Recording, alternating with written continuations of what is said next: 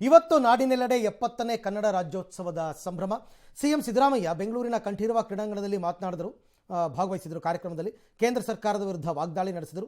ಕೇಂದ್ರ ಸರ್ಕಾರ ಕರ್ನಾಟಕದ ವಿರೋಧಿಯಾಗಿದೆ, ತೆರಿಗೆ ಪಾಲ್ನಲ್ಲಿ ನಮಗೆ ಕೇಂದ್ರ ಅನ್ಯಾಯ ಮಾಡ್ತಾ ಇದೆ, ಹಿಂದಿ ಭಾಷೆ ಹೇರಿಕೆ ಮಾಡೋ ಕೆಲಸ ಕೇಂದ್ರ ಮಾಡ್ತಾ ಇದೆ ಅಂತ ದೂರಿದ್ದಾರೆ. ಇನ್ನು ಮೈಸೂರು ಬ್ಯಾಂಕ್ ವೃತ್ತದಲ್ಲಿ ನಡೆದ ಇನ್ನೊಂದು ಕಾರ್ಯಕ್ರಮದಲ್ಲಿ ಕನ್ನಡ ಹೋರಾಟಗಾರರ ಮೇಲಿನ ಕೇಸನ್ನು ವಾಪಸ್ ತಗೊಳ್ತೀವಿ ಅಂತ ಘೋಷಣೆ ಮಾಡಿದ್ದಾರೆ. ಅಲ್ಲದೆ ವೈಯಕ್ತಿಕವಾಗಿ ದ್ವಿಭಾಷಾ ಸೂತ್ರದ ಪರ ನಾನಿದ್ದೀನಿ ಅಂತ ಹೇಳಿದ್ದಾರೆ. ಕ್ಯಾಬಿನೆಟ್ನಲ್ಲಿ ಚರ್ಚೆ ಮಾಡ್ತೀವಿ ಇದ್ರ ಬಗ್ಗೆ ಅಂತ ಹೇಳಿದ್ದಾರೆ. ಫಿಲ್ಮ್ ಚೇಂಬರ್ನಲ್ಲಿ ನಟ ಶಿವರಾಜ್ ಕುಮಾರ್ ಕನ್ನಡ ರಾಜ್ಯೋತ್ಸವ ಆಚರಿಸಿದರು. ರಾಜ್ಯದ ಮೂಲೆ ಮೂಲೆಗಳಲ್ಲೂ ಕನ್ನಡ ಡಿಂಡಿಮ ಮೊಳಗಿದೆ. ಬೆಳಗಾವಿ, ಬೀದರ್, ಬಾಗಲಕೋಟೆ, ಚಿಕ್ಕಮಗಳೂರು, ಚಿಕ್ಕಬಳ್ಳಾಪುರ, ಮಂಡ್ಯ, ರಾಮನಗರ, ಹಾಸನ, ಶಿವಮೊಗ್ಗ, ಉಡುಪಿ ಸೇರಿದಂತೆ ರಾಜ್ಯದ ಎಲ್ಲ ಜಿಲ್ಲೆಗಳಲ್ಲೂ ರಾಜ್ಯೋತ್ಸವವನ್ನು ಅದ್ಧೂರಿಯಾಗಿ ಆಚರಿಸಿದ್ದಾರೆ.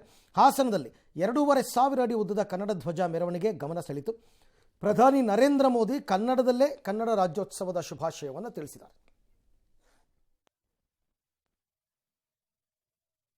ಒಕ್ಕೂಟ ಸರ್ಕಾರವು ಕಳೆದ ಕೆಲವು ವರ್ಷಗಳಿಂದ ಮಲತಾಯಿ ಧೋರಣೆಯನ್ನು ತೋರುತ್ತಿದೆ. ಹೆಚ್ಚಿನ ತೆರಿಗೆಯ ಸಂಪತ್ತನ್ನು ಕರ್ನಾಟಕವು ನೀಡುತ್ತಿದೆ, ಆದರೆ ನಮಗೆ ಬಿಡಿಗಾಸು ಕೊಟ್ಟು ಪ್ರತಿ ವರ್ಷ ಸಾವಿರಾರು ಕೋಟಿ ರೂಪಾಯಿಗಳನ್ನು ವಂಚಿಸುತ್ತಿದೆ. ಹಿಂದಿ ಭಾಷೆಯನ್ನು ಏರಿಕೆ ಮಾಡಲು ನಿರಂತರ ಹುನ್ನಾರ ನಡೆಯುತ್ತಿದೆ. ಕನ್ನಡವೂ ಸೇರಿದಂತೆ ಉಳಿದ ದೇಶ ಭಾಷೆಗಳನ್ನು ನಿರ್ಲಕ್ಷಿಸಲಾಗುತ್ತಿದೆ.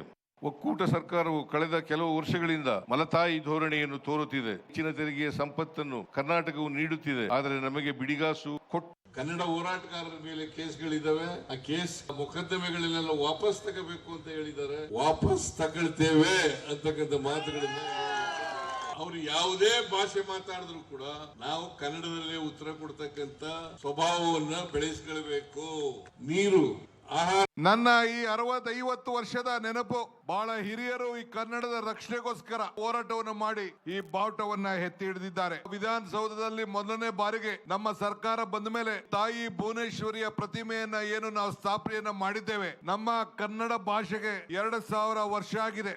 ಎಲ್ಲ ಬೋರ್ಡ್ಗಳಲ್ಲೂ ಕೂಡ ಜೀನಿಸ್ ಸ್ಲಿಮ್ ರೆಫರ್ ಮಾಡ್ಬೇಕಾದ್ರೆ ಕಾರಣ ಏನಂದ್ರೆ ವೇಟ್ ಲಾಸ್ ಸಲುವಾಗಿ ನನ್ ಬಾಳ ಜನ ಕೇಳಿದ್ರು. ಫಸ್ಟ್ ನಾನ್ ತಗೊಂಡು ನನಗೆ ರಿಸಲ್ಟ್ ಬಂದ್ಮೇಲೆ ಆಮೇಲೆ ನಾನು ಜೀನಿಸ್ ಸ್ಲಿಮ್ ಇನ್ನೊಬ್ಬರಿಗೆ ಪ್ರಿಪೇರ್ ಮಾಡಿದ್. ಸುಸ್ತಾಗೋದು ಕಡಿಮೆ ಆಯ್ತು, ವೀಕ್ನೆಸ್ ಅದು ಏನೂ ಇಲ್ಲ, ಪೂರಾ ಹೆಲ್ದಿ ಅದೇನೆ. ವೇಟ್ ಜಾಸ್ತಿ ಇರೋರಲ್ಲಿ ಏನೇ ಡೌಟ್ ಇಲ್ಲದೆ 100% ಬಳಸಬಹುದು. ಪ್ರತಿದಿನ ನಮ್ಮ ಜೀನಿಸ್ ಸ್ಲಿಮ್ ನ ಯೂಸ್ ಮಾಡಿ ಯಾವುದೇ ಸೈಡ್ ಎಫೆಕ್ಟ್ ಇಲ್ದಂಗೆ ನೀವು ಸಣ್ಣ ಆಗ್ತೀರಾ. ನೋಡಿ, ಇದೇ ಬೆಳವಣಿಗೆಯಲ್ಲಿ ಕನ್ನಡ ರಾಜ್ಯೋತ್ಸವ ದಿನದಂದೇ ಬೆಳಗಾವಿಯಲ್ಲಿ ನಾಡದ್ರೋಹಿ MES ಶಿವಸೇನೆ ದುರುಳರು ಪುಂಡಾಟಿಕೆ ಪ್ರದರ್ಶನ ಮಾಡಿದ್ದಾರೆ. ಯಾಕೆ ಇವರನ್ನು ನಾವು ಬ್ಯಾನ್ ಮಾಡಬಾರ್ದು ಅಂತ ಹೇಳಲ್ಲ? ಯಾಕೆ ಮಾತಾಡಲ್ಲ? ಮಂತ್ರಿಗಳು ಮಾತಾಡಬೇಕು. ಬೆಳಗಾವಿ ನಗರದ ಸರ್ದಾರ್ ಮೈದಾನದಲ್ಲಿ ರಾಜ್ಯೋತ್ಸವ ವಿರುದ್ಧ ರ್ಯಾಲಿ ಮಾಡಿದರು. ವಿರುದ್ಧವಾಗಿ ಸರ್ದಾರ್ ಮೈದಾನದಿಂದ ವಿವಿಧ ಭಾಗಗಳಲ್ಲಿ ಸಂಚರಿಸಿ ಕಡೆಗೆ ಮರಾಠ ಮಂಡಳದಲ್ಲಿ ಸಮಾವೇಶವನ್ನ ಮಾಡಿದ್ರು. ಕರಾಳ ದಿನಾಚರಣೆ ಕೂಡ ನಡೆಸಿದ್ರು.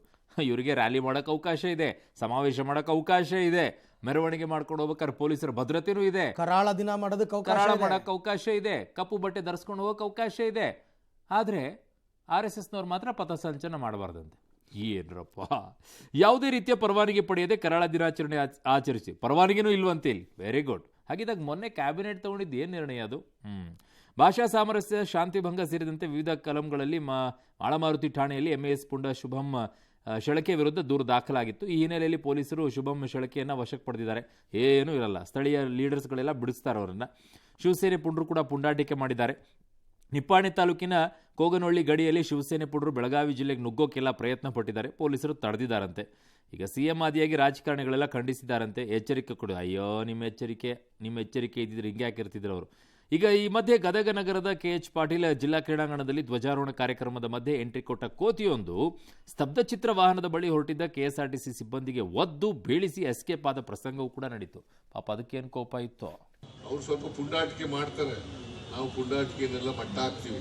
MESನವರು ಕೂಡ ಕನ್ನಡಿಗರೇ. ಮಹಾಜನ ವರದಿನೇ ಅಂತಿಮ. ಅವ್ರು ಏನೇ ಮಾಡಿದ್ರು ಕೂಡ ಬೆಳಗಾವಿಯನ್ನ ಯಾವ ಕಾರಣಕ್ಕೂ ಬಿಟ್ಕೊಡಲ್ಲ. ಬೆಳಗಾವಿ ಕರ್ನಾಟಕದ ಭಾಗ. MES ಕರ್ನಾಟಕದಲ್ಲೂ ಕೂಡ ಒಂದು ಪಕ್ಷ ಆಗಿ, ಒಂದು ಗುಂಪಾಗಿ ಕೆಲಸ ಮಾಡ್ತಾ ಇದೆ. ಅವರು ಕನ್ನಡಿಗರೇ. ಕರ್ನಾಟಕ ವಿಧಾನಸಭೆಯಲ್ಲಿ ಅವರು ಕೂಡ ಪ್ರವೇಶ ಮಾಡಿದ್ದಾರೆ. ಕರ್ನಾಟಕದಲ್ಲಿ ಇರಬೇಕು ಅಂದ್ರೆ ನೀವು ಕನ್ನಡಿಗರಾಗಿರ್ಬೇಕು. ಬೆಳಗಾವಿ ನಮಗ್ ಬೇಕು, ಬೆಳಗಾವಿ ನಮಗ್ ಬೇಕು ಅಂತ ಕೇಳ್ತಿದ್ರು.